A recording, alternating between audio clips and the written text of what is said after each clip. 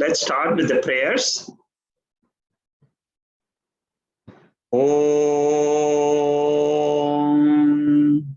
Bhadram Karnebe Shrunuyama Devaha Bhadram Pashe Makshabhiryajatraha Stirairangaihi Stushtvagum Sashtanovihi Vyashema Devahitam Yadayuho Swasti na Indro Vrittashavaha Swasti na Pusha Vishwavedaha Swasti nastakshorarishtanemihi Swasti no Brahaspatir Dadato Om Shanti Shanti Shanti.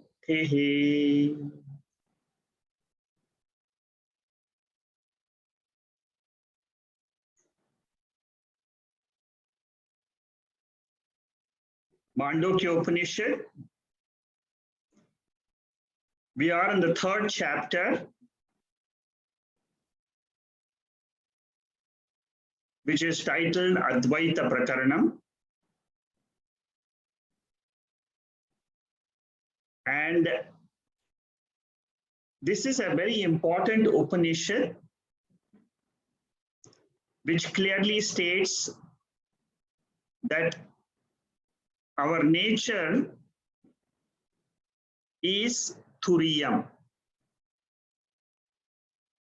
What is this Turiyam? We must know very clearly from this Upanishad. If we don't understand Turiyam, then this whole chapter of number 4 or number 3 will not make any sense. So our mind should be able to grasp, the intellect should be able to grasp what is this Turiyam first. I'll spend a couple of minutes, try to give you the background. We have studied Drigdrishya Viveka. In Drigdrishya Viveka, we must understand the fundamental teaching there. Whatever is Drishyam, the seen universe, is not my real nature. I am the Drik, the Chaitanyam, the consciousness principle. This is the essence of the Drigdrishya Viveka. And what is Drishya Prapancha? What is the Drishya seen universe? The seen universe includes 3 things. Whatever I experience through my gross body in the waking state is 1/3 of the seen universe. Then whatever I experience in my dream state through the subtle body is the second sphere of the seen world, the seen universe, the experienced universe. The third aspect is whatever we experience in our sleep state.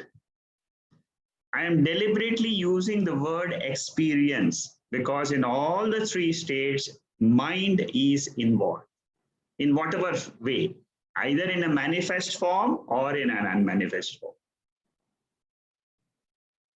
So our experiences, including this body, including the emotions in the mind, in the waking, dream, and sleep.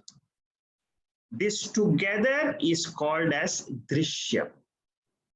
This together is called as Anatma.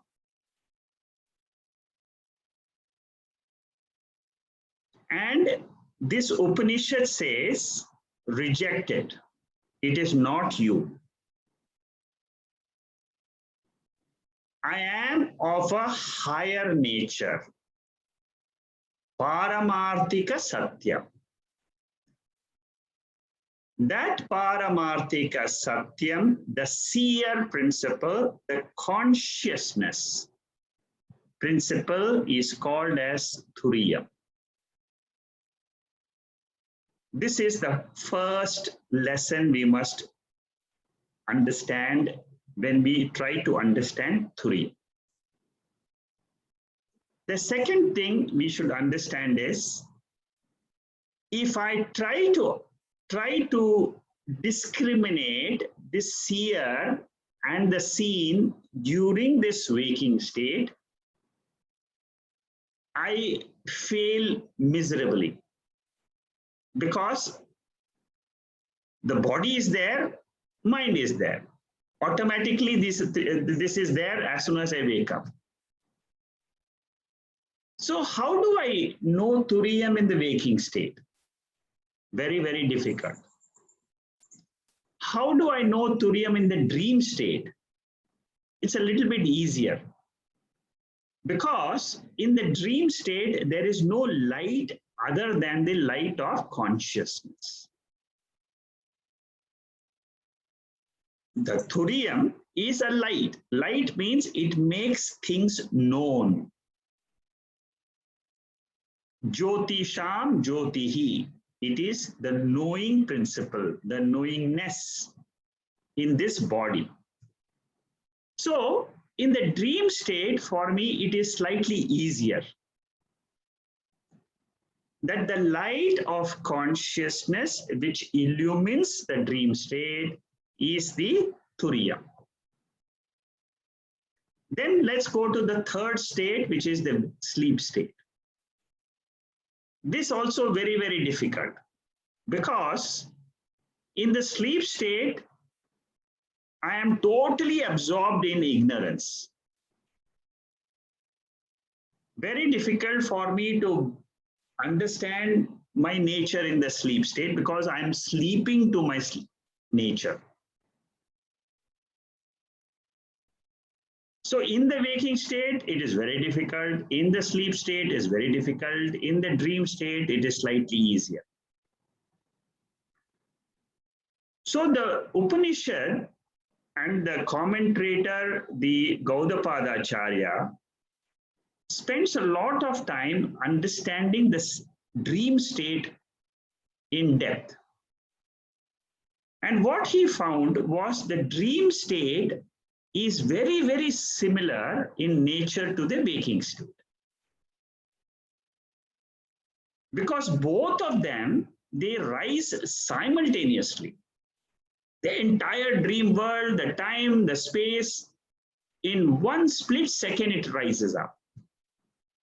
And then the dream world dissolves. Similarly is this waking world. In a split second, as soon as you get up in the morning, the whole time, space, body, mind, universe is projected.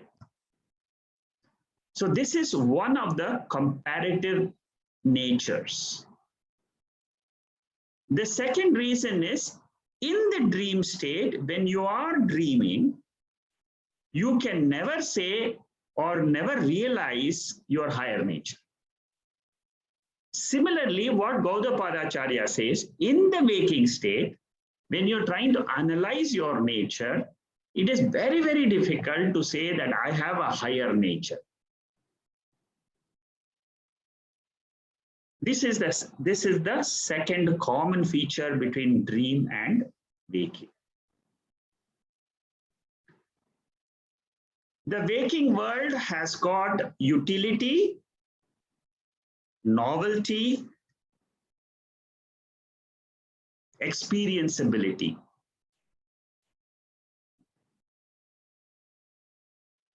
ETU, experienceability, novelty, and utility or transactability. So what happens is, in the waking state, I feel the world is very, very solid. But if you come to know Turiyam, which is a substratum for this waking state, you will understand that that is much more solid than the waking world. Exactly like you find the dream world is not as solid as the waking world because you're woken up to the waking nature. Once we wake up to the Turiyam nature, by applying some of the principles of Vedanta, like Drik and Drishyam, whatever is seen is not me, I am something other than the seen. Very important principle to use to arrive at I am Chaitanyam principle, the consciousness awareness principle. Another very important principle is this consciousness can exist independently, like we see our nature is an independent principle in the sleep state. I exist without the body, without the mind, without the universe. Whereas Anatma, which is the waking state, the dream state, and the sleep state, these three states are dependent on the Turiyam. The pure consciousness, pure I.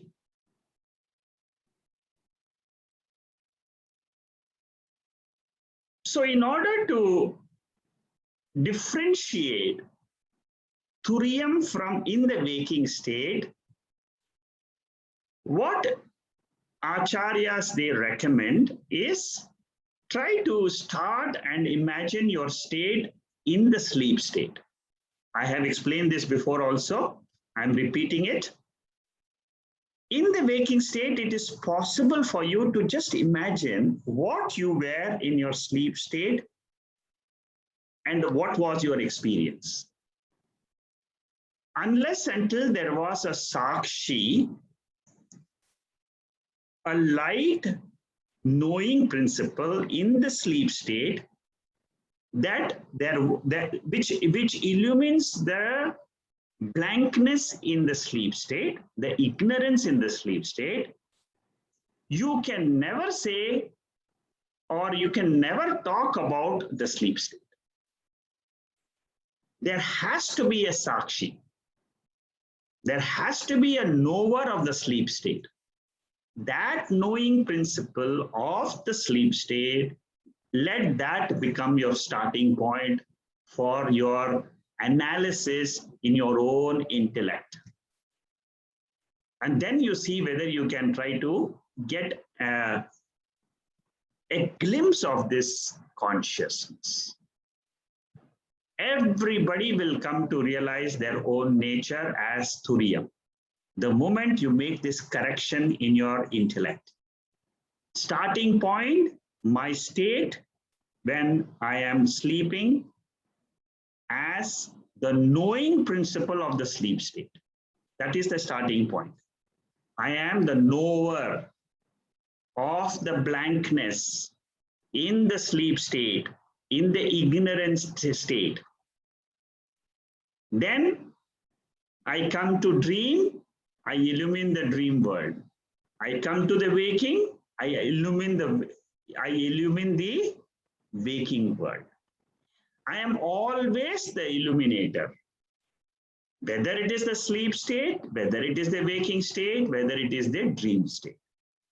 Whatever is illumined is called as drishyam.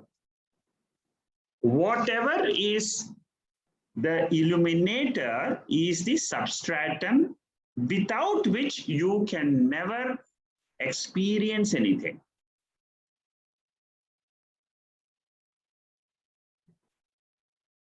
In Vedanta, it's very common to use these three terms, avidya, kama, karma.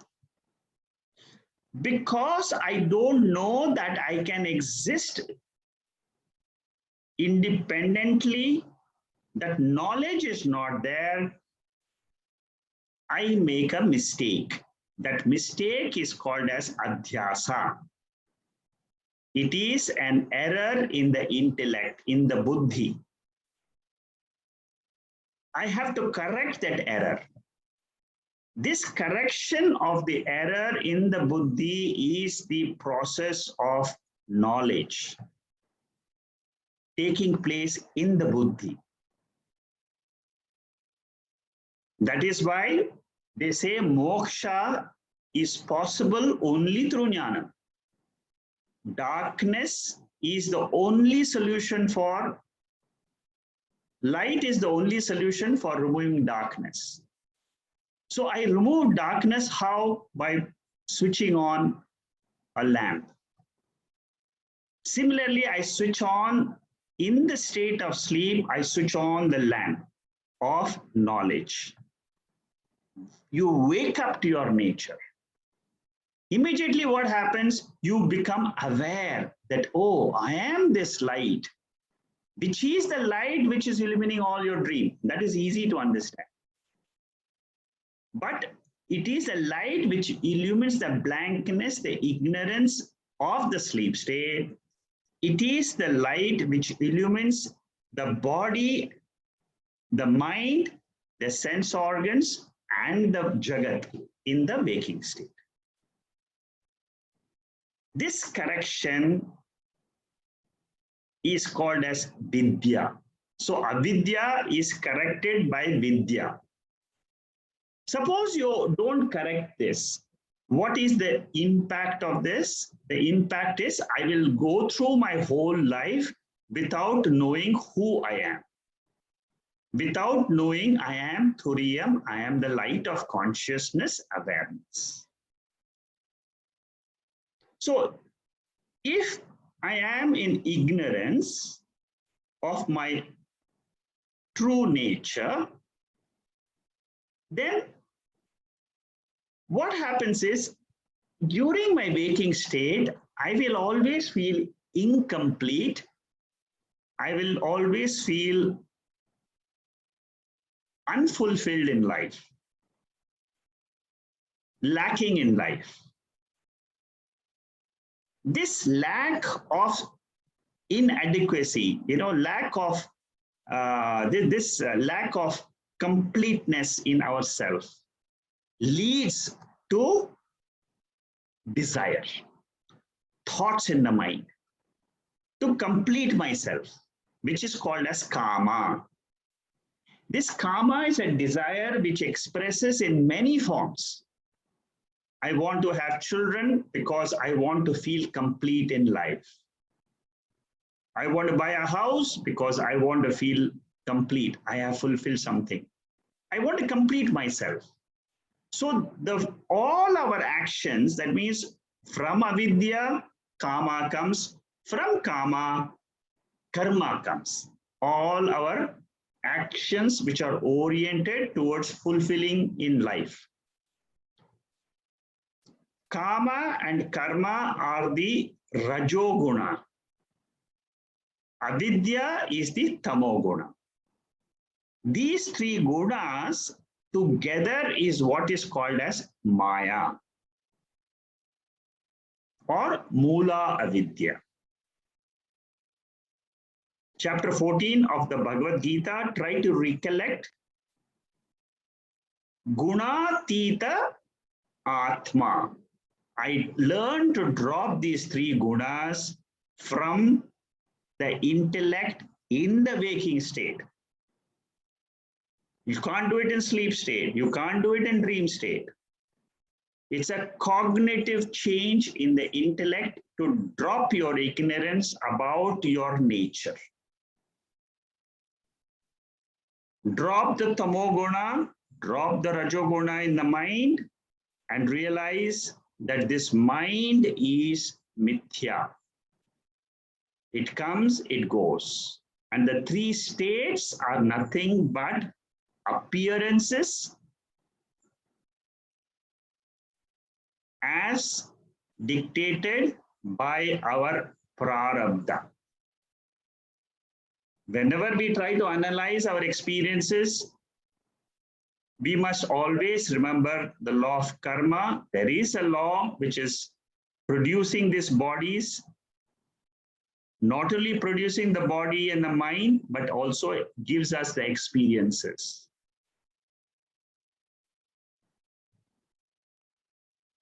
So you might feel that after gaining the knowledge of Turiyam from the Mandukya Upanishad, will my life change? The answer is no. Your activities in the life will continue as per your prarabdha karma of the body and mind. Your knowledge, these are the two things, your experience of the life, your knowledge which comes from the Veda. The impact of the experiences in the life will keep reducing as our knowledge of the Turiyam gains more and more ground in our intellect. The more the mind keeps on thinking about the real nature, the reality behind the body, mind, and the entire universe, the impact of the life's experiences will keep reducing further and further. So much so that the mind at a certain state will become a no mind. We are going to see that today, how the mind becomes no mind, because that heaviness in the mind of taking the mind as real, that gets loosened up by our study and reflection. So whenever we remember Turiyam, try to also understand Turiyam is the same as Sthita Prajna Lakshana, Gunatita Lakshana, Parabhakta Lakshana of the Bhagavad Gita. When we do this and contemplate on this, a time comes in our spiritual study when we are able to have complete nishtha. Nishtha means commitment, that I am that pure Turiya. At that time, we learn to destroy the ignorant mind and replace it with an enlightened mind. And we learn to live with an enlightened mind as Turiya Atma. So therefore, chapter 3 of the Mandukya Upanishad, which says that the entire world is nothing else but a mithya world which depends on the Atma. Therefore, we say that Atma is Advaitam, non-dual. It is the only thing which exists. The substratum, suppose you take the rope and rope snake, rope alone exists. Rope snake is mithya. Similarly, Turiyam alone exists. Anatma, body, mind, and the universe, is seemingly existent, factually non-existent. When we learn to live and understand the Advaita principle of Turiyam, we get our freedom from our attachment to the body and mind. And this is the way to loosen up the impact of prarabdha karma and be free in this life as per what they describe in the scriptures as Videha Mukti comes later, and what comes to us, freedom in this life. I am free while living. That is our experience. When the nishtha happens, Jivan Mukti happens. Jivatvam gets diluted, I become Nitya Mukta. I am ever free Atma. So this is the gist of the entire Mandukya Upanishad. If you have been able to follow step by step, which I have described in the last 25 minutes, you will have no difficulty in understanding the third chapter, which is a very crucial chapter. Because this is Shankaracharya, all his literature of Advaitam is based on this Turiyam taken as Advaita. He writes commentaries on Brahma Sutra. He defeats all the philosophers. Sankhya, Yoga, Nyaya, Vaiseshika, Purvamimamsa, Bauddhas. He defeats all of them with only one basic hold, which is Advaita. And the second hold for him is Adhyasa. So two words in Vedanta. Advaitam, which is non-dual. To understand in simple terms, Advaita means when I see my reflection in the mirror, that reflection is not the second entity. It comes because of the mirror. Similarly, entire waking world comes because of the waking mind. The dream world comes because of the dream mind, the dream mirror. And the sleep state is the sleeping mind, passive mind. In all the three, Turiyam light is getting reflected. It illumines that. When I say reflected, it means knowingness. The knowingness which you enjoy, which I enjoy in this body that is what is called as Turiyam. So with this introduction to today's talk, I will now go into to where we stopped last week. If you have any questions on this 25 minutes, 30 minutes presentation, which I have done, please ask me at the end in a chat box. I will try to explain the same thing because this is the crux of Mandukya Upanishad. If you are able to follow this line of thinking, see the three pramanas which we use. One is Shastra Pramana, second is Anubhava Pramana, and then third is the logic. So, using all three in Mandukya Upanishad, we can come to a conclusion that I am the pure Turiyam, the illuminator of the three states. The three states are Anatma. I am Atma. This Atma is non-dual, Advaitam,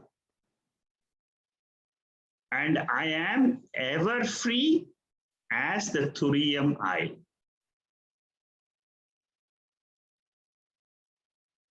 In the Bhagavad Gita session last week on Saturday, I said the jiva consists of 5 components. Sthula Shariram, Sukshma Shariram, Karana Shariram, Chidabhasa, which is the reflected consciousness in the 3 Sharirams. And then the 5th factor is Chit, the original Chaitanyam, without any superimposition of the 3 states. The 3 states are superimposed with the help of a reflection, which is called as Chidabhasa. So depending on the context of the discussion, a jiva is described as the sthula shariram, sukshma shariram, karana shariram, or chidabhasa, or ultimately as chit or Turiyam, as mentioned in the 7th mantra of this Upanishad. So that is how we have to understand our nature. Drop the 5 koshas, drop the 3 states, drop the 3 bodies as anatma. Remember the Tattvabodha definition of Atma, which is the crux of the entire spiritual study. Brahma Satyam, which means Turiyam is Satyam, Jagan Mithya, Jivo Brahma Ivana Paraha, Jiva is nothing else but the Turiyam. That is how Shankaracharya writes commentaries on Kathopanishad, on 12 Upanishads, 10 Upanishads. He has written commentaries on 10 Upanishads with this fundamental background of Advaitam and Adhyasa. Throughout these Shankara Bhashyams and all this, including Brahma Sutra, including the Shankara Bhashyam of the Bhagavad Gita, remember these 2 principles, Advaitam and Adhyasa. One more principle you should try to remember when we analyze this, I'll just mention it. It is Paramarthika Satyam. Paramarthika Satyam means of a higher nature which exists independently. Whereas the Anatma is a Vyavaharika Satyam. All the 3 Anatmas, the 3 states is Vyavaharika Satyam, whereas Atma or Turiyam is Paramarthika Satyam. 2 different levels are there. That is why we say you wake up to the higher nature. Like the dreamer wakes up to the waker nature, from now we are all in the waking state. We wake up to our higher nature, which is Turiyam. This waking up is what is called as moksha. Freedom from sorrow, freedom from delusion, freedom from limitations, freedom from divisions, sajatiya, vijatiya, swagata bheda, rahita atma. No division at all in my real nature. I am that, even right now I am that, but I do not know that.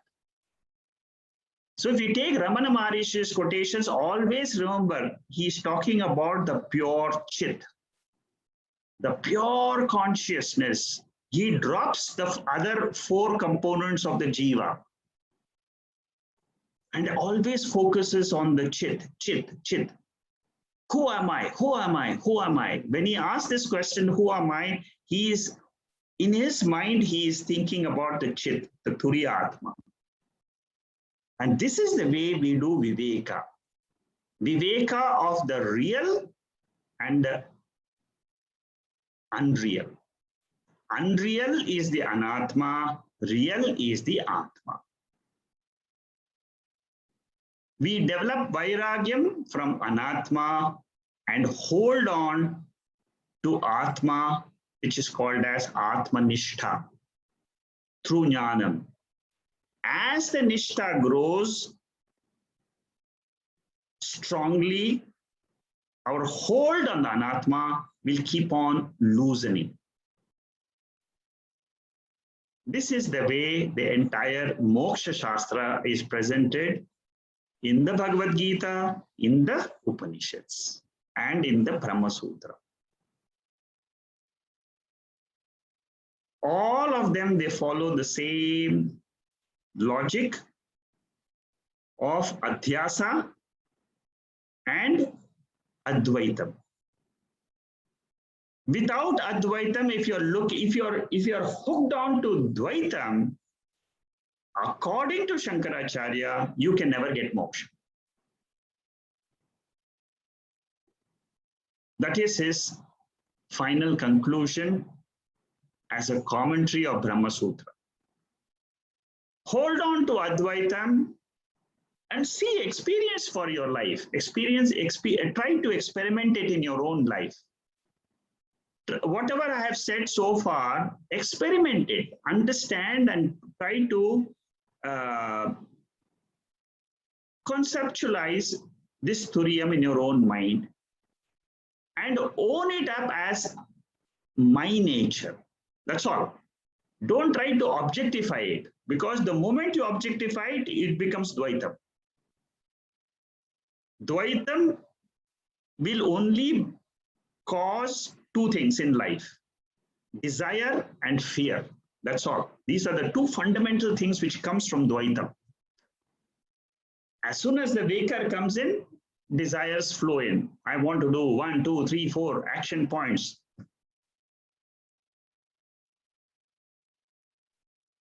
Because we start identifying with our body.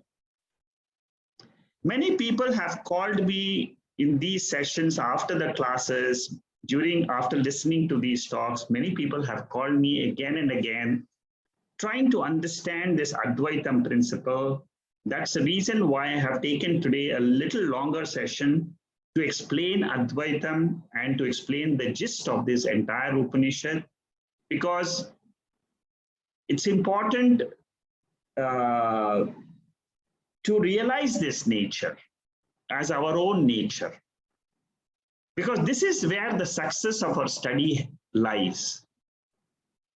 If I can know that I am this pure consciousness, it really transforms us completely. Everything else in life becomes secondary. Before the study, the life of Anatma was primary. But after the study of Turiyam I, Anatma becomes secondary, Atma becomes my nature, primary.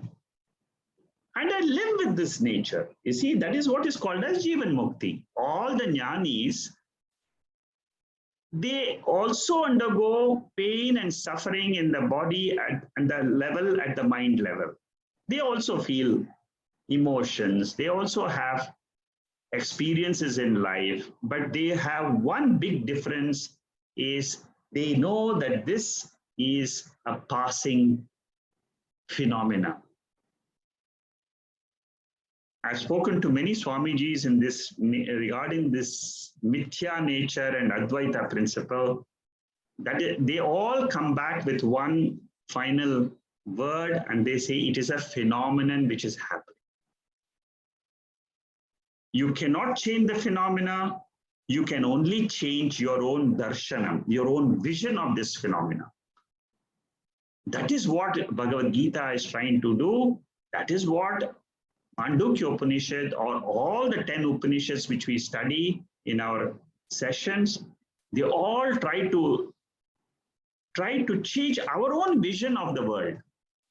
The world remains the same, but our vision changes. When the vision changes, our nishtha, our conviction changes. And then you will find sorrows, slowly they start moving away from you. They become negligible. That's all I can say. It cannot become zero, but that's how it is. Okay, now let's go to where we stopped last week. We were at this page 115. Negation of creation. So here, whenever we say creation, we must remember there are two types of creation. One is called as jeevas rishti, which is, jeevas rishti means I try to create something in my own mind and I get a vision of that. It has got nothing to do with Ishvara Srishti. Ishvara Srishti means what? Whatever my eyes are perceiving in the world, it is Ishvara Srishti. The sense organs are giving me the vision of the world, which is called as Ishvara Darshanam. My own mind is imagining, it is conceptualizing, and that is what is called as Jiva Srishti. Now, we need to negate this Jiva Srishti as Mithya and understand that the light behind this Jiva Srishti is the truth. How do I do that? Like space.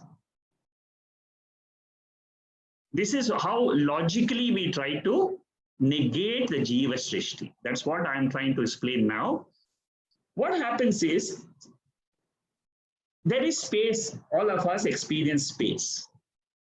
Space actually is a concept of the mind. In a room, we experience a small space. In a big stadium, there is a big space. Now, space seems to be seemingly born. Space seems to be plural in nature. There is a pot space, there is a jar space, there is a stadium space, there is a room space, there is cosmic space. It seems to be divided. It is divided seemingly because of our body and mind. Actually, in space, there is no division. My mind is conceptualizing a small space in my room, a bigger space. It is dividing the space. Similarly, the mind also divides time. Time is a universal principle, but the mind divides it. I will take this topic of mind, how it develops space and time in my next discussion of the next text, which I'll be doing, because that text focuses Panchadasi. It focuses on the time and space aspect. So here, what we need to understand is pot space has no birth or death. Similarly, what we say is life space is consciousness.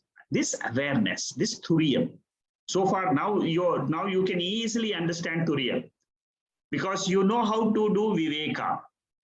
That Viveka has happened in your intellect through the analysis of the three states. Now you're logically trying to understand how I am, that's pure consciousness, pure Turiyam, by comparing it to space. Whenever we say, I was born as a jiva, I was born on so-and-so date, or my father was born on so-and-so date, he passed away on so-and-so date, what happened to the jiva? The body was born. You are superimposing the body as his real nature. I said the jiva consists of 5 parts. Learn to drop the four parts and look at the body of the father or mother or grandfather or anybody. Bodies have come and gone, but consciousness, the chit factor, is changeless. Like the space. There is only one space. There is no birth or death. There is only movement of pots in space. The pot can break in space, but the space in the pot remains forever. The consciousness in the body remains forever. That is why that 5 factors I brought up and explained to you. If you're not clear of the 5 factors, please ask me again, because these are very, very fundamental aspects of Vedanta. Birth and death belongs to the body. Birth and death belongs to the pot. It does not belong to the pot space, because the space was never born. In the space, the pot existed. In the awareness consciousness, the body came in and the body went away. In the space of consciousness, the waking state came and went away. In the space of awareness, the dream state came and went away. In the space of awareness, the sleep state came and went away. But the space, awareness has not changed.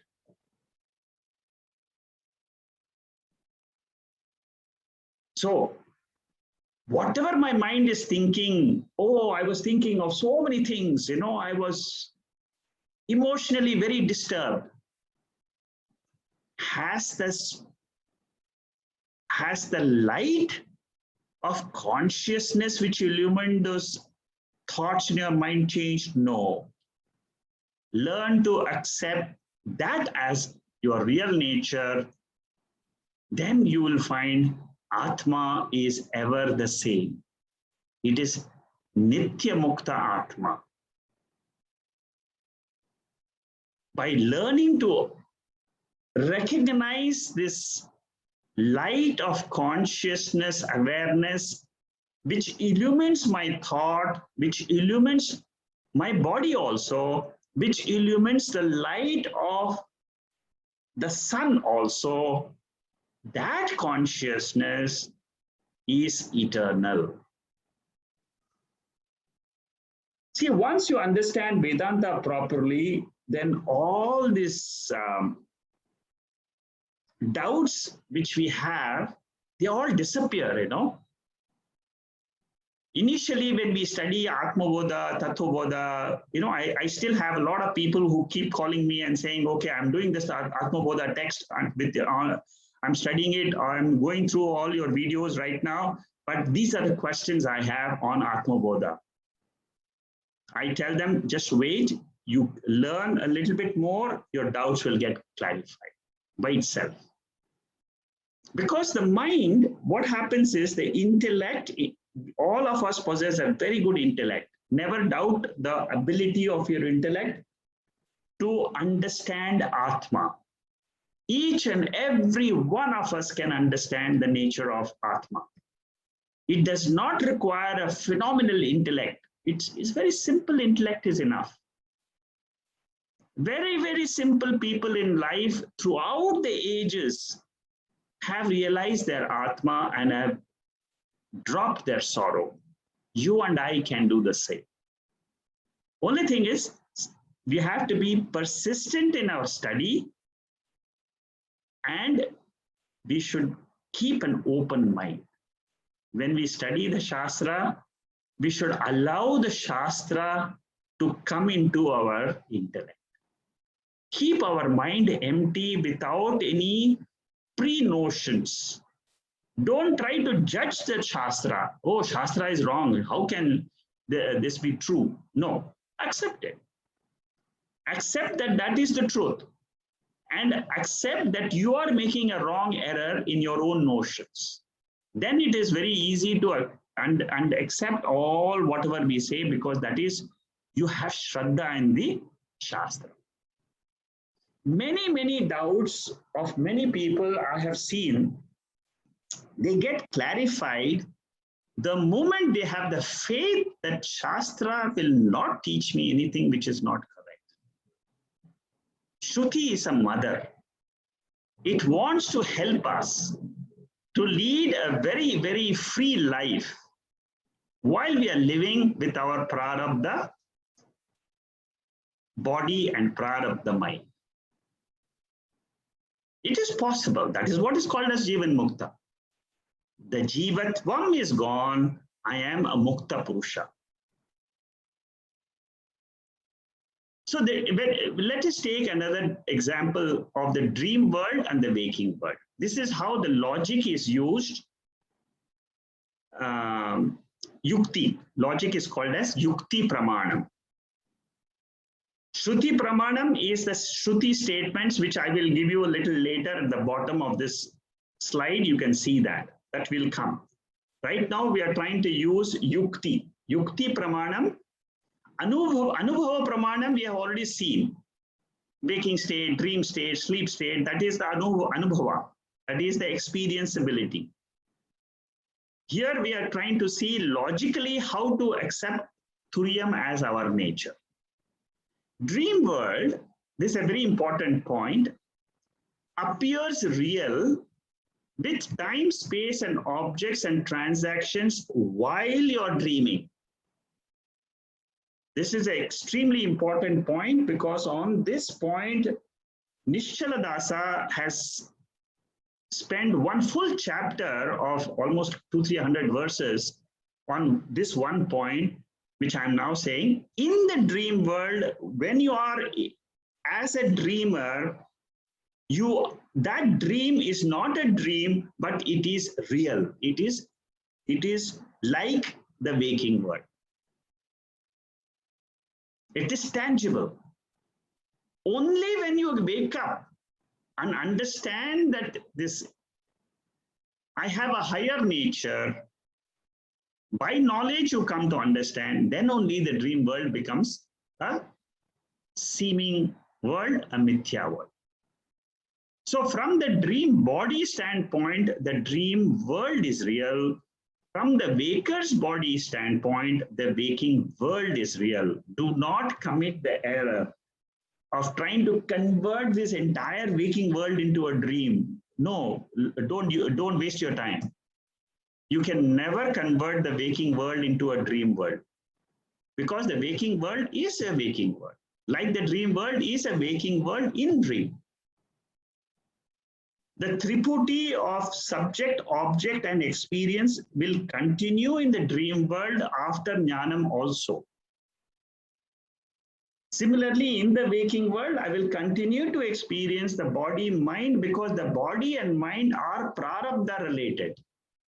It is not knowledge related. I can negate that. That is what is possible. Negate by knowledge. As it is mithya world, that's all. It is an experience, yes. Sometimes we have good experiences, sometimes we have bad experiences, like in dream also. We have good experiences sometimes. We feel very happy, we have won a lottery, we have got a beautiful house, beautiful car in the dream. Similarly, in the waking world also, there are many experiences which are very good. We feel very thrilled, we feel very happy. Go through the experiences, no problem. But have this knowledge, I am the Turiyatma at the back. That's all. Because then you will not be carried away by the world. That's all. So the waking world appears real in waking. It's a tangible, solid world. On waking to the Turiyam, higher order of reality, by knowledge of the scriptures, the waking world also appears unreal. Appears means seemingly real. This is what is called as a logical explanation. Many of the authors, there are several books written by several rishis.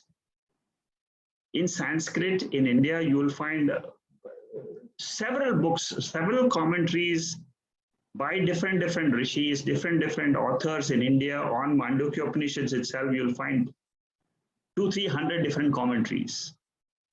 So many commentaries available. But the bottom line is very simple. Understand two words I said, Advaitam and Mithya. And one more which I gave you is Paramarthikam and Vyavaharikam. 3 words. Let it rotate in your mind. Get the full significance of those 3 words. You will never miss Turiyam in life. The scriptural, now the third explanation which we normally give is a scriptural negation of jeevas rishti. Jeevas rishti means what we are experiencing, what we are conceptualizing. Scriptures reveal Jivatma Paramatma by Tattvamasi. Aham Brahmasmi. These are all Mahavakyas. I am Atma Brahma. Prajnanam Brahma. For those of you who are very sincere seekers, try to get a I mean, if possible, try to get a commentary of Shankaracharya on these 4 verses, which are Mahavakyas. His commentary translated in English. They are very powerful, very, very powerful commentaries. See, when Shankaracharya writes a commentary in Sanskrit, I mean, he goes into very big depths, which I have never seen in many other commentaries, you know. The depth, even if you study this, just a Brahma Sutra commentary of Adhyasa Bhashyam or Kshetra Kshetraknya Vibhaga commentary of Shankaracharya, the 13th chapter of the Bhagavad Gita, simple. Even though these are available. So these commentaries are phenomenal. They take you to a different depth of understanding. So whenever you have time, whenever you feel like studying more, like a little bit more depth, you can do that. It will give you a very, very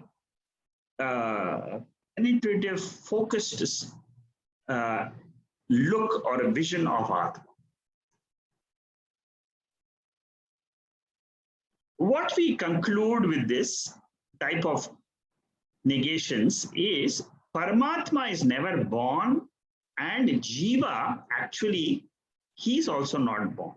Jiva and Paramatma are identical because they both are Chit, which is eternally there.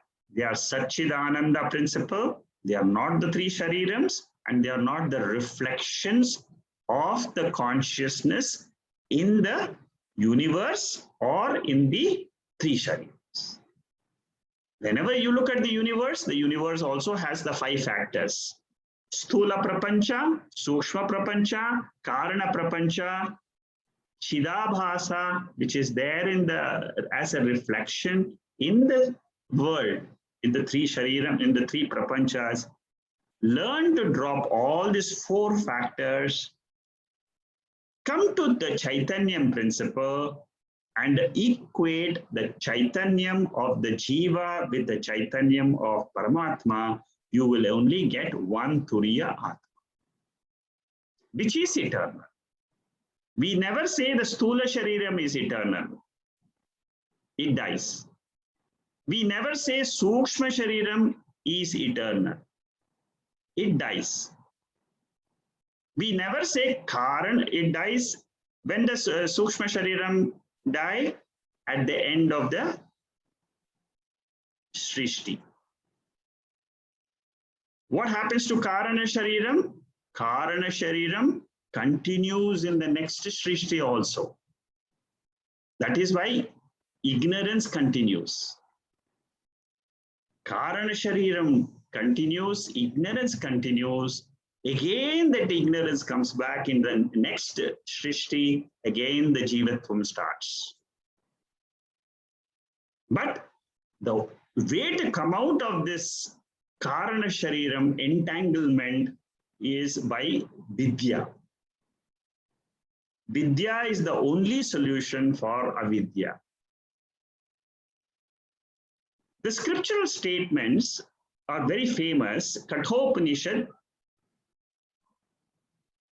this is a very, very famous statement. Manasai vedam aptavyam neha nanasti kinchana. Mrityosa mrityum gacchati ya iva naneva pashyati. There is no difference here at all. He who sees the difference goes from death to death. There is no plurality in front of you. What is seemingly appears as plural is factually only one reality, which is awareness. The next mantra is very, very beautiful. Kaivalya. Na bhumi rapo na vanya asti na chanalilo mas na chanilo mesti na chambaram cha evam viditva paramatma rupam guhyashayam nishkalam advitiyam This is Kaivalya Upanishad, the 23rd mantra and the 24th mantra. Samasta Saksham Sadasat Pihidam Priyati Shuddham Paramatma Rupam. Very beautiful mantras, 2 verses. For me, neither earth nor water nor fire nor air or ether. This is the nature of Paramatma. And that Paramatma is where he is in the cavity of my heart. Heart here means buddhi. Without a second, that means he is the witness of all and everything is resolved in that witness. The universe is not born, but how I am seeing it? I am seeing it like the swapna. Swapna is not born, but we see it as an erroneous perception. The moment I understand that I have an error in my vision, Neha Nana Asti Kinchana, the previous mantra, there is no plurality at all. That is what in Kathopanishad, Yamadharmaraja tells Nachiketa. In Kaivalya Upanishad, na bhumi rapo na chavanya asti. That means all the 5 elements are mithya by nature, seemingly existent, but like the dream, they exist. But what is real is Turiyam. So dream world and waking world both are mayikam. In Purusha Suktam also, we have this very famous mantra. World is not born, appears to be born. It is Maya, Mithya, from Turiyam standpoint. Very, very important. The Lord of the universe lives inside the universe without being born. That means we are talking about the reflected consciousness here. It appears in many forms. As reflections, it appears in many forms, like the reflection of the sunlight in many buckets of water. In many buckets of the body-mind, that reflection of consciousness appears to be there. The plurality is of the reflected consciousness and the body and the mind, but not of the original sun or the original consciousness. We'll continue with this slide of 118 next week. What is the absolute reality? It is neither the waker, dreamer, sleeper, but Turiyam.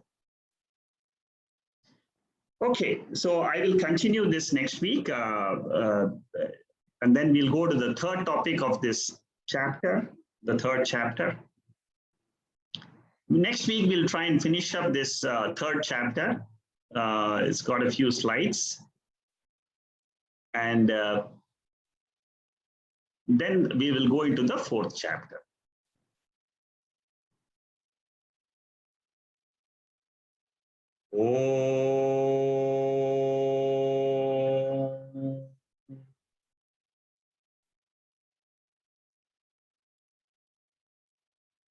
Purnamada Purnamidam Purnat Purnamudacchade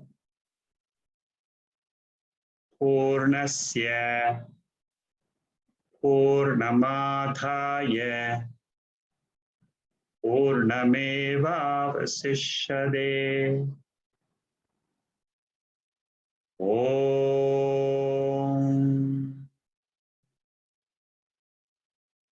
Shanti Shanti Shanti.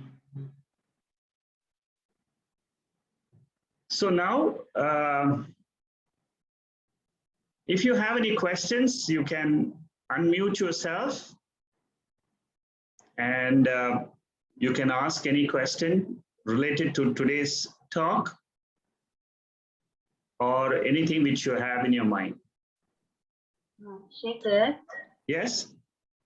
I have a doubt about this, our vasanas that we have to finish within this birth.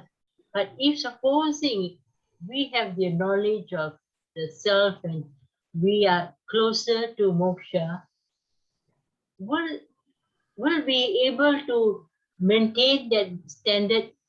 Is there any other vasanas will come into the picture in the next birth or something like that? No, it will not come, because the knowledge of Atma burns the sanchita karma and it burns the agami karma. Yeah. So there is no more vasanas left for you to exhaust after the death of this body. So the vasanas of this body will continue, but not the future vasanas. There is no more vasanas because you have known your truth, you have known your nature. You know that I am the pure Atma. The body and the mind will survive because of the previous vasanas, but not the sanchita and agami. They are burnt. This is what is said in Vivek Chudamani and in many other advanced texts. A jnani has prarabdha karma, but he has no sanchita and agami. It's very clearly mentioned, there are no more vasanas. Because there are no more vasanas, there are no more impressions in the mind. Therefore, the punya papam, you see, the punya papam which was in the jeevas account, they're all gone. No more there, because the jiva has realized his nature. So that is what the scriptures say. For this jivan mukti and videha mukti, the only source is the scriptures. So your question is very clear, and the answer is also very clear in the scriptures. That is why jnanis are able to teach after they have got the jnanam. After jnanam, the jnanis are able to come and write books. For example, Shankaracharya was also taught by his guru, Govindapadacharya, who taught Shankaracharya that he is the Satchidananda Atma. He is the pure self. So every, including Lord Krishna, was taught by a rishi called Sandipani. What happens is that a jiva will get moksha when he gets the jnanam from the guru. Every jiva, he will get jnanam from the guru who will set him, and after that jnanam, he is free. He is free to do whatever he wants. Some of the rishis, they write books. Some of the rishis, they go and start teaching. Some of the rishis, they go to the Himalayas, they live a very solitary life. So it all depends on their previous vasanas. So that they get exhausted and they are free. But while living itself, they are free. That is the most important thing for all of us. So what about there are people who come with avatars, you see? So that's why I'm thinking, how is it possible that they still have to do some karma work in the world when they come by avatars? Oh, as avatars, as avatars, they come with a specific purpose. You see, they come with a specific, you see, even, I'll tell you, all of us are really avatars in life. We have certain specific duty to perform in this world. Each one of us. The avatars which we talk about are special people who have eradicated the sorrows of many, many people. They come, huh? Yeah, they come as per the law of karma. No karma. That's why I was thinking that Yes. they have some good bad merits in it. They want to share with people. They come back. Yes, that's correct. They come because of certain they have to exhaust certain prarabdha karma of the other jeevas. They come to teach, they come for many purposes. You know, there are different if you take any life of any jnani, you will find that he has done so much of work in this short time. He has, for example, Shankaracharya himself, you know, in such a short period of his life, he could do so many things. Even today, we are reading and understanding the Shankara Bhashyam. So the avatars are, you know, if you study the Bhagavad Gita, it gives you full description of why avatars are born, what is the nature of their birth, and what is the purpose of their birth. Everything is there in the Bhagavad Gita. Anybody else has a question? Sekhaji, हाँ बोलिए बाबू. just now you were saying that the three parts of our body are not important, like the Sushima Sarira and all that. Yeah. So then what's the point of discussing on that subject of the three Sariras? Yeah, see, what we have to understand is that we are pure consciousness, we are the awareness, we are the sentient principle. But we don't know that today. You see, we don't know that. Our mind is not exposed to that consciousness. But therefore we take the body as ourselves. That means the stula shariram, the sushma shariram, the karana shariram, all this we take and we say that all these experiences which we have in life is what the whole life is. So we with the help of our current experiences, we have to rise above them and then realize our nature. That is why we talk about the three sharirams. So to rise above the three level of body. Correct. See, all of us are in the, we are starting from our identification with this body only. And slowly we have to understand what is my nature which is beyond this body. So that is why we start with the three sharirams. Okay, I have a gross body. With the help of this Mandukya Upanishad, you can easily try to understand what is the mind clearly, what is the Atma clearly, and what is the gross body clearly. Very easy. If you just keep on listening to the Mandukya Upanishad, there is no doubt that you will come out understanding the three. Yes, the three bodies you should understand is in your own mind, you should understand. You see, this all happens in the intellect, actually, in the buddhi. As you keep on listening to the Mandukya, this will automatically happen in the mind. It will happen. It will happen. And then what happens is your mind will ultimately tell you, I am Atma. So the three states of the body is not very important to us. Yes, there's three states. You should just say, okay, it comes and goes. It is automatic, something, you know, whatever is automatic, I can't do anything about it. I just cannot do anything. Suppose you say, I will not have a sleep state today. Is it possible? No. Suppose you say, I will not dream today. Is it possible? No. If you cannot control your sleep and dream, then can you control your waking? No, you cannot. It will happen. Let it happen. Let it come and go, that's all. But I am Atma. Remind yourself, I am the awareness, I am the consciousness. In the Bhagavad Gita, the Lord is teaching us. In the Mandukya Upanishad, the Lord is teaching us. And during the meditation, we are trying to reach that core of my personality as Atma. And all of us, we will know.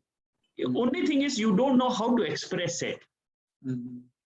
Each one of you who is in this session today, you know what is Atma, but you don't know how to express it.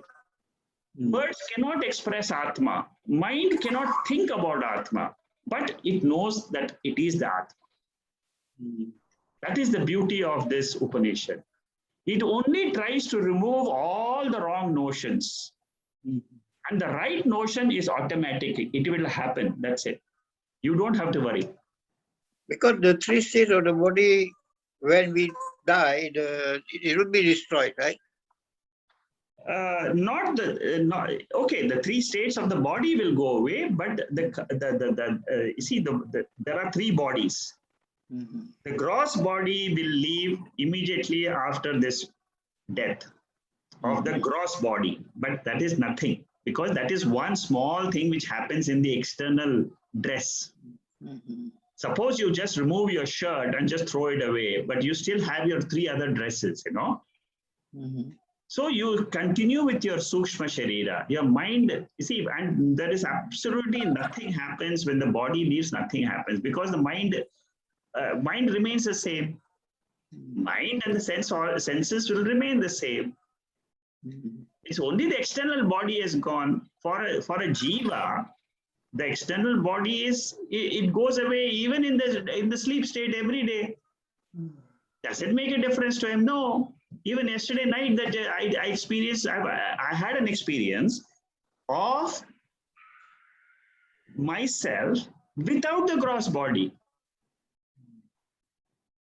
That is what you should try to acknowledge. I had the experience. Nobody can say that I had no experience of experience without my gross body, because that is what happens in sleep state. What the Upanishads are trying to tell us, Kathopanishad, especially Kathopanishad and Mandukya Upanishad, clearly bring out this point. Every day we are dying to our body, gross body, every day. So why are you afraid of death? Don't be afraid of death. That is nothing. It is just an experience like my everyday sleep state. It will also just come and go. That's all. But I am there. I am Atma. Atma can never be destroyed. Have that strong faith that I am Atma. That's all. All your fears will go away. Get rid of all your fears. Fears, that is why it is called as Dvaitam. Understand, Advaitam is your nature, not Dvaitam. Dvaitam means what? Waking state. Dvaitam is dream state. Dvaitam is sleep state. Turiyam is the only state which is, you can't even call it state, because that is the nature. That is our real nature. That is why this Advaitam, word Advaitam is extremely important. For all students who are learning the Bhagavad Gita and the Upanishad, the word Advaitam, you must understand clearly. And this understanding will come only from Mahavakya Vichara. Tattvamasi, I am Atma Brahma, Prajnanam Brahma. These are the important sentences. And so we are just a witness only. Yes, absolutely. You are only a witness, only a consciousness. That's all. Remain as consciousness always. Every time you get disturbed by your mind or body, immediately remember, hey, I've read I've understood the Gita. I have understood the Upanishad. I am the awareness. That's all. Let your mind dwell on this as many times as possible. That's all. Okay. Thank you. Anybody else has a question?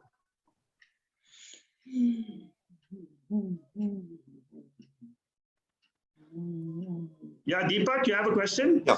Yes. So I think I heard you saying that from the Turiyam, when you wake up into the waking state, you see that this world is unreal. That connection I was not able to make. Why from Turiyam when we wake up?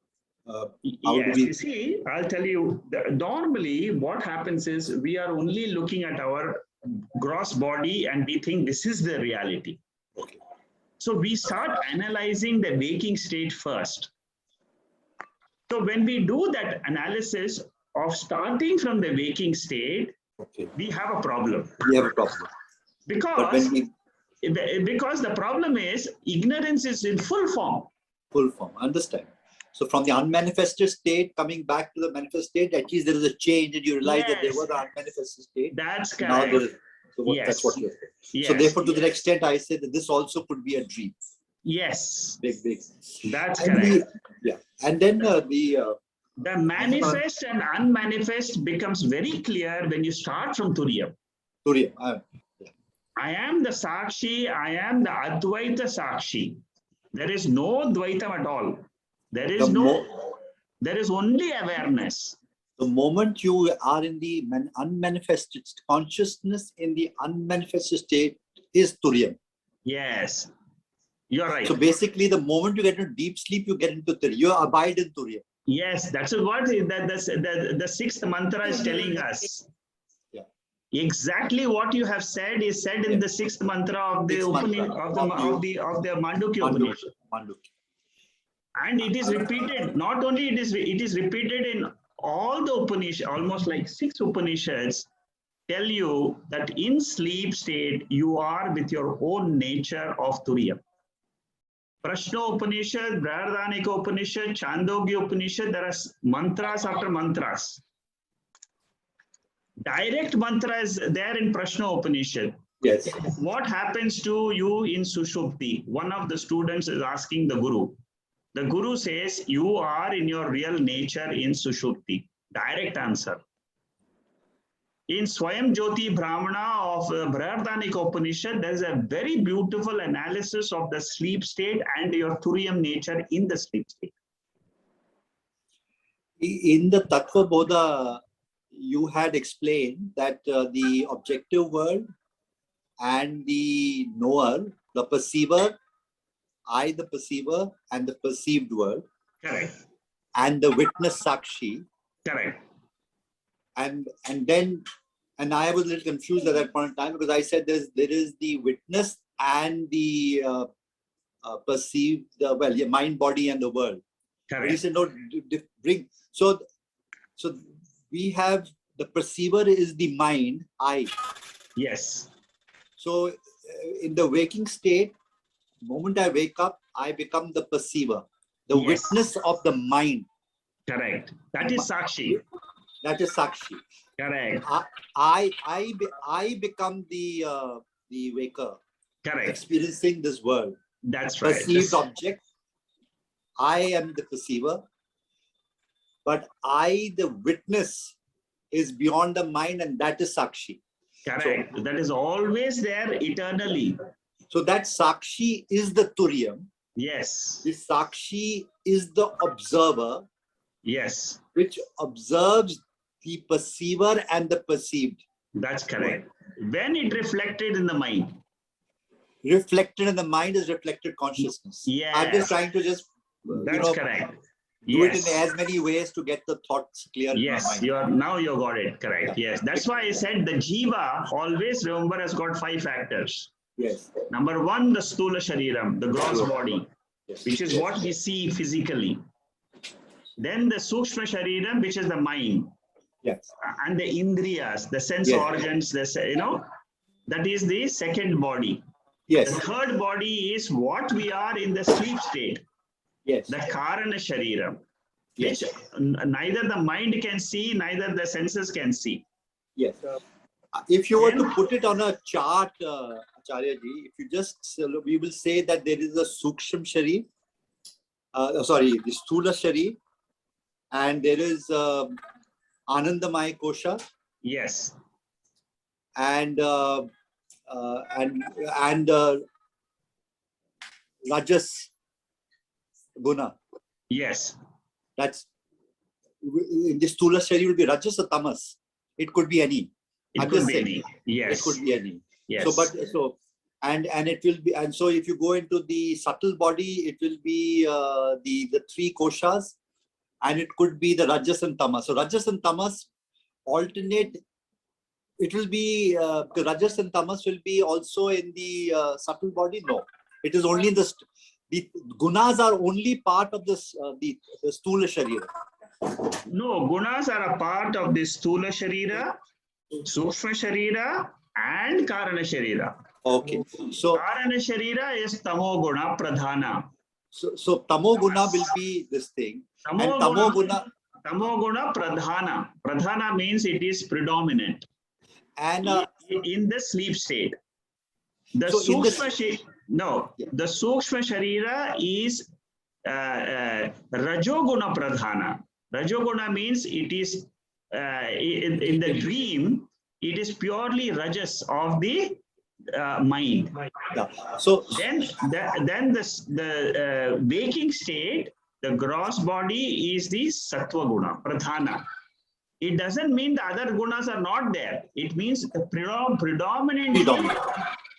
So I'm just saying that the interaction of the koshas with the gunas of the three bodies, yes, is the substance of which gives us the locomotion to respond or react in this perceived world, or in this world. Yes. Am I correct? That's correct. Yeah, that is why in the Bhagavad Gita it clearly says it is gunas which are interacting with the gunas of the world. The sense objects are made up of gunas. The body is made up of three gunas. The three gunas in the body is interacting with the three gunas of the sense objects. Guna guneshu vartante. So I am not the doer of action. I am the consciousness sakshi of this karta. I've understood that witness principle. I just want to ask you one more question on the tattvas. Yes. I just, because I think, when you start talking, teaching, then the nuances, some of these nuances have to be very clear. Generic philosophy is very clear. Yes. So in the tattvas, how do you, in Kashmir Shaivism, Acharyaji, the tattvas can be done from going from the consciousness, which is the Parabhairava, down to the limited objective jiva. Yes. Even though there's slight difference in the philosophy, because they don't take the jiva or the mithya part over there at all. But he limits himself of the kanchukas and the malas and the impurities, and sort of comes down to the 36 tattvas, the Shuddha, Correct. and the yes. So that's one way. Or the way that you expand your consciousness from the lowest this thing, and which follows the 25 tattvas of the Sankhya, which is the Tanmatra, the Gyan Indriyas, the Karma Indriyas, going up to Buddhi and etc. So how does in Advaita we should perceive the tattvas? How do we sort of start the Panchabhutas? Where does the jiva come? When I see the chart, I don't see the jiva. I don't this thing. How do I how do I use this in a philosophy? The tattvas in Advaita Vedanta, this thing. Okay, good question. You see, jiva, you should remember, is not part of the prakriti. That is the first thing you should understand. Prakriti has got the tattvas, the 24 tattvas which Shankaracharya uses, which the Bhagavad Gita uses, Shankaracharya uses, is all prakriti. Even in the 13th chapter of the Gita, Lord Krishna himself uses the Sankhya system of the tattvams. Yes. So prakriti is nature. Yes, prakriti has got the tattvam. Purusha has no tattva. There is the only tattva of Purusha is it is sentient in nature. That's all. So Purusha is jiva? Purusha is jiva. So the tattvams all belong to the anatma. Anatma means the non-self. Anatma means the prakriti. Okay. The consciousness, in that consciousness, all this, the 24 factors, they all come and go. Consciousness is there in this, like I'm saying, in consciousness, the entire waking state comes and goes. The waking state has got the tattvams. Okay. So jiva is not at all a part of. Jiva is not, it is only a reflection in this. Okay. It is only a reflection which you are talking. Okay. The jiva, that is why we say that the jiva has to drop this reflection and join Paramatma. Paramatma is the one which is always there, pure consciousness. See, I'll give you a very simple thing.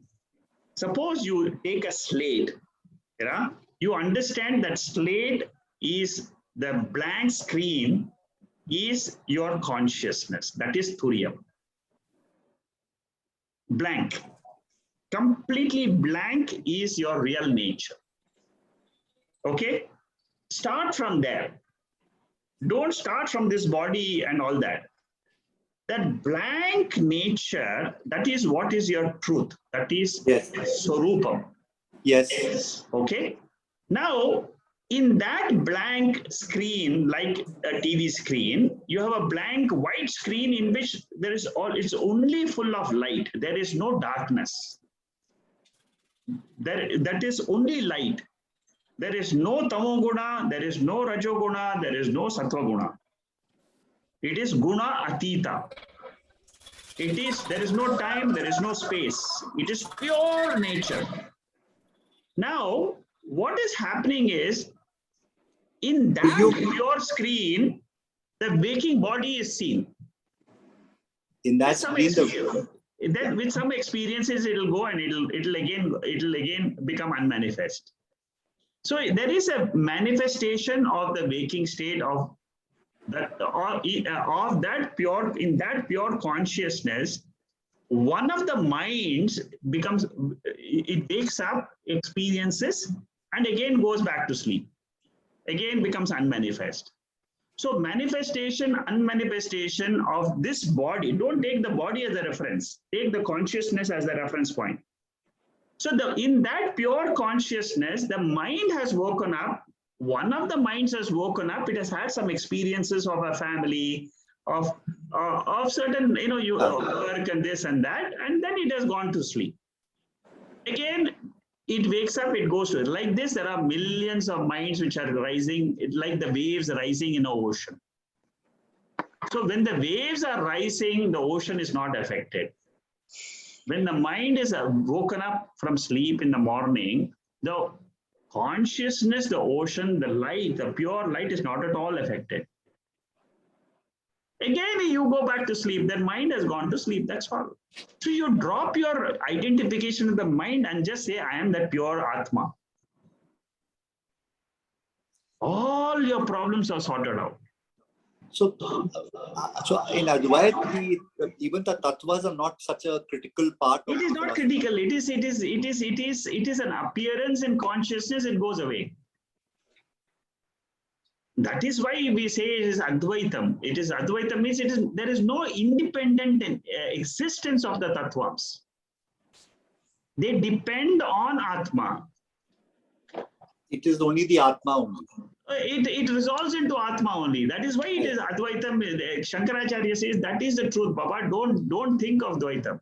Don't go in all the back alleys. Yes, don't break your head with Dvaitam and Visishta Dvaitam and break your head and you get lost. If you really study the other philosophies, the best is to study the Advaitam clearly first. Once you have understood the Advaitam clearly, then you take any philosophy and you will find all the loopholes there. You will start seeing the loopholes and say, okay, this is the loophole in this particular philosophy. This is the loophole in this. So I will ask a very practical question. How do I, as I am today, how do I become, I have understood the philosophy. It is something that I genuinely believe in. How can I be a Sakshi going through my day? Practically, how do I do it? Is there a process? Because the process as Swamiji said, we get enmeshed in the objects. Yes. The last, which he said, the BMI chart. Correct. He said you get enmeshed in the emotions. The objects, yes. Emotions, and thoughts. No. You see, while we are living our world while we are living our life in this world, let the life go on as it is. Don't try to change anything. Don't try to give over importance to anything in life. That is the first principle. You just tell yourself, I am the Sakshi. Like Ramesh has said, you don't have to do anything, but you just be the Sakshi. Be the Sakshi. No, I'll come back to you. You are asking a practical question. How do I live as a Sakshi? That is one. The Yes. second is that often the questions that are asked are that I've understood that I am the witness observer to this drama of life. Yes. And therefore I engage in this drama. Yeah. And I must engage. So I understand that I'm witness, but I must engage. Yes. So I keep on telling people that this drama of life, which you consider as a big dream, yes, of course you have to engage. You have to engage fully now, knowing that you are a witness. You don't get affected by the highs and lows and all the various roles and characters and actor role that you play. But my point is that like any dream, I can have a happy dream and I can have a nightmarish dream. Yes. Therefore, I want to know that as like in Buddhism and as in Samkhya philosophy, they talk about compassion and other forbearance and truth and altruism. And in Samkhya, they talk about the 5 kleshas that we must be careful about. Yes. These are the action virtues that will help us to lead in this dream world as a balanced individual, so that I have a relatively happy existence, which I call as a happy dream. So I say, how can we not, how can in the philosophy, we cannot insert, we should insert this specific aspect also. Otherwise, people say that, oh, okay, fine, I then don't have to change. I'm conscious. I don't have to, I understand I'm conscious. So I'm now engaged. I'm not affected by it. I may become very rash also. I may start looking at things that, thinking that I can, that's it. I'm the actor of this emotion. So I can do what I feel like doing also. So I'm just saying, so these are these. See, what happens is, no, the first thing you should understand is, I am a Sakshi of the mind first. See, if you understand that I am a Sakshi of my mind, your behavior will completely change. Every time the mind throws up a certain thought, you become aware of it. Say that my mind is now projecting certain thoughts which are not right. I should stop it. This is a fact. It's possible. It can be done. No, what you're saying is, I understand that you are saying that when you witness the mind, even Brahman Maharishi says that it finally dissolves. The ego also dissolves. Yes. The moment you say to whom this thought arises, he talks about the I thought.